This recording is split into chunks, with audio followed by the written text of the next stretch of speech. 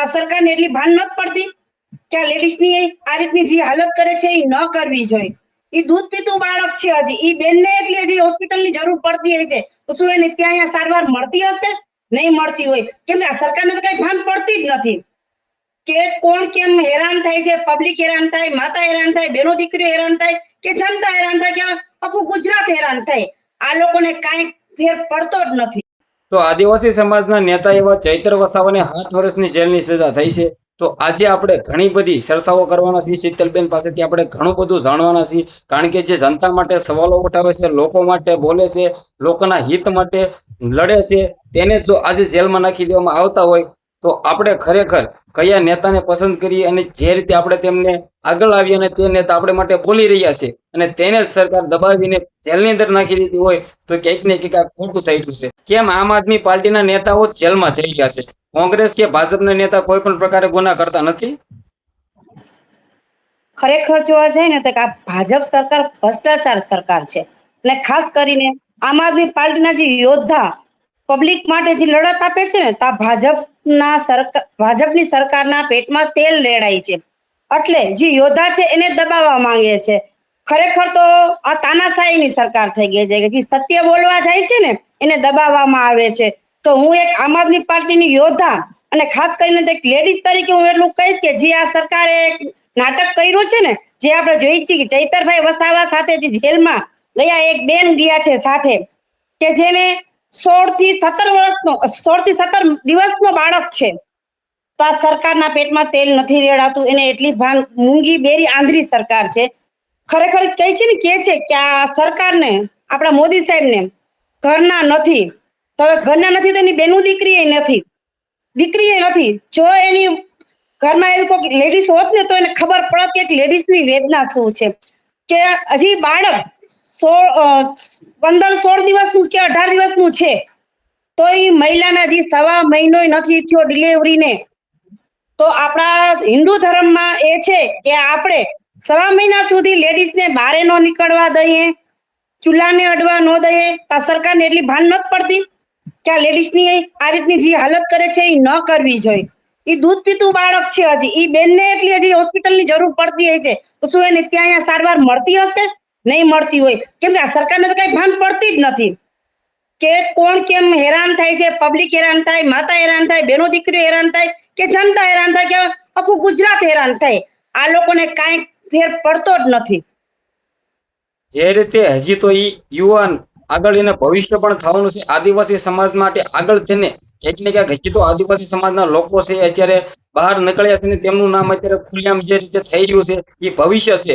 એ ભવિષ્યને જો આ જેલની દિવાલ વચ્ચે મૂકી દેવામાં આવશે તો ભવિષ્ય શું આગળ હાઈકોર્ટની અંદર કે સુપ્રીમ કોર્ટની અંદર એવા નિર્ણયો લેવા જોઈએ જેની ત્યાં મહિલા પણ બહાર રહી અને તેનું બાળક એટલે કે 17-18 દિવસનું જે પણ બાળક છે તે પણ બહાર રહેવું જોઈએ। મારે તો એક જ માંગ છે, એક જ આવાજ છે મારો કે એક લેડીઝને આ લોકોએ પેલા તો અંદર નાખી છે ને એ યોગ્ય જ નથી। શું એમ કે છે શું તાત્કાલિક આ બાળક 17 થી 18 દિવસનું છે તો આ લોકોને ખબર જ હશે કે આ મહિલા છે એ આ પોઝિશનમાં છે, એનું બાળક નાનું છે તો આ બેનને ન લઈ જવા જોઈએ। જે કોઈ સામાન્ય છે, આ હાર્દિક પટેલને લઈ લ્યો, આ બેનનો તો કોઈ ગુનો જ નથી, ચૈતર વસાવાનો કોઈ ગુનો નથી, એવી કોઈ એને એવી ઓલી નથી કરી કે આવડી મોટી સજા મળે તો આ લોકોને એક હારે 9 જણાને ઉપાડી લેતા। હાર્દિક પટેલ બધાને ખબર છે, જગ જાહેર છે, તમે હું બધા જાણે છે, આખું જગ જાહેર છે, આખું ગુજરાત જાણે છે કે કેટલા કાંડ થાય છે, કોઈને સજા મળતી નથી। તો આને જ કેમ આને મળી, હાલો યોગ્ય છે મળી, તો આ મહિલાનું ના બાળકનું શું વાંક? આ સરકાર એ નથી જોતી કે આ બેન હજી એવી સ્થિતિમાં છે કે એને આરામની જરૂર છે। 1.5 મહિના સુધી તો કોઈ પણ લેડીઝ આ યોગ્યતામાં હોય ને તો એને આરામની જરૂર પડે, એને સેટની જરૂર પડે। આના ઘરમાં તો લેડીઝ છે જ નહીં કે એને ખબર પડે કે આ મહિલાને શેની જરૂર પડશે। એટલે આ સરકારને હું કહીશ કે તમારું આ જે નાટક ડિંડક કરો છો ને એ બંધ કરો, આ યોગ્ય નથી। આજે આ મહિલા પર છે, કાલ હવે આખી ગુજરાત ઉપર આ લોકો કરવા માંગશે તો હું એ કહીશ કે આ બધું ડિંડક તમારું બંધ કરો। જો ગુજરાતની જનતા જાગી ને 2027માં તમને જડબા તોડ જવાબ આપશે। ચૈત્ર વસાવા છે જો આમ આદમી પાર્ટીમાંથી ન હોત અથવા તે એક સામાન્ય નાગરિક હોત તો તેને આટલો ગુનો કર્યો હોત તો તેને શું 7 વર્ષની જેલની સજા મળે જ ખરી? ના, નો મળે. ઘણા આ રાજકોટની હું વાત કરું, અગ્નિકાંડ થયું ને ભાઈ, તેમાં કેટલા છોકરાઓની મૃત્યુ પામ્યા. હવે એમાં કોઈને સજા નથી મળી, તો ઝાપટમારામાં શું સજા મળે? આને સજા મળી છે આમ આદમી પાર્ટીના યોદ્ધા છે, જનતાનો અવાજ ઉઠાવે છે, એના માટે આને સજા મળી છે અને અટકાવવામાં આવે છે કે 2027 જો ચૈતર વસાવા હવે ઇલેક્શન લડશે તો 2027 આમ આદમી પાર્ટીની સરકાર બનશે તો આપણા ટુકડા સાથ થશે. એ લોકોને બીક છે. એના હિસાબે ચૈતર વસાવા અત્યારે જેલ વનવાસ ભોગવે છે. ચૈતર વસાવાને વારંવાર કેસોની અંદર સંકળાવીને ક્યાંક ને ક્યાંક તેમને જેલમાં નાખી દેવામાં આવતા હોય છે, તો શું આ ભાજપની ડર હોય છે કે ચૈતર વસાવા આવનાર ટાઈમની અંદર મોટું ચહેરા મોટું નામ બની જાય તો ક્યાંક ને ક્યાંક ભાજપને ક્યાંક ને ક્યાંક નિષ્ફળ અથવા ખોટ પડી શકે કે આ નેતા એવા છે, દિગ્ગજ નેતા, કે જેનાથી વધારે આમ આદમી પાર્ટીનું જોર અથવા બળ મોટું થઈ શકે?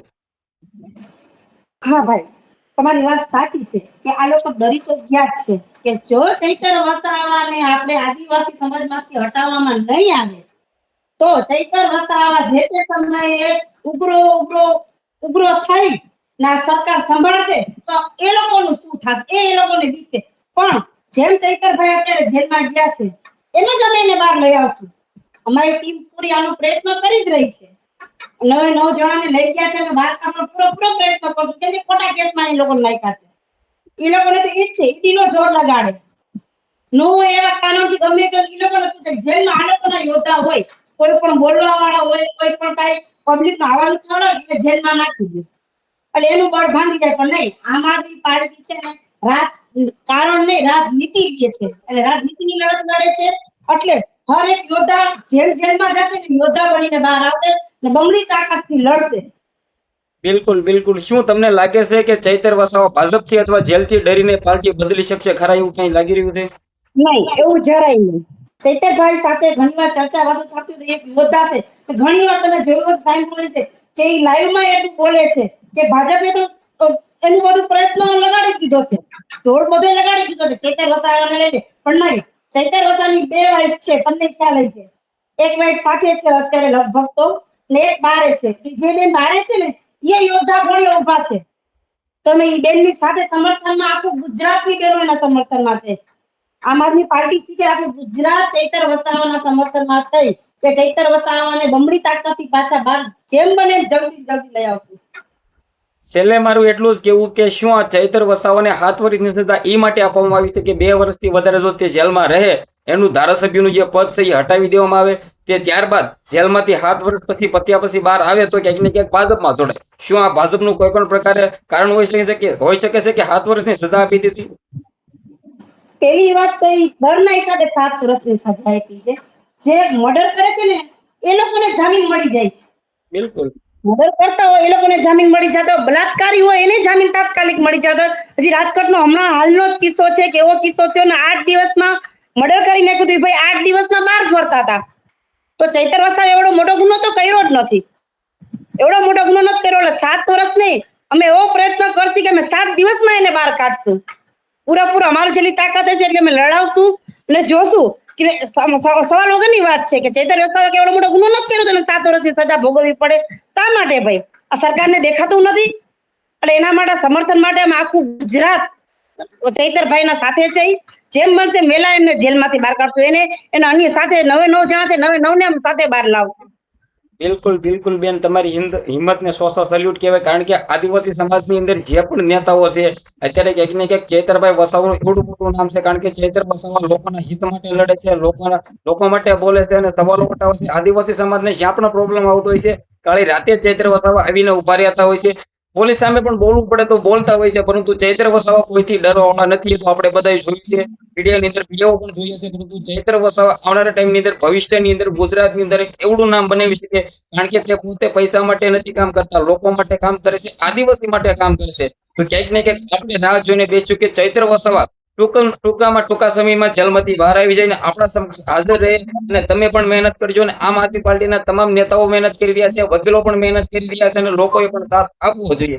ક્યાંક ને ક્યાંક વિડીયો મને શેર કરી દેજો, ફોલો વિશે કરવાનું ભૂલતા નહીં. ધન્યવાદ.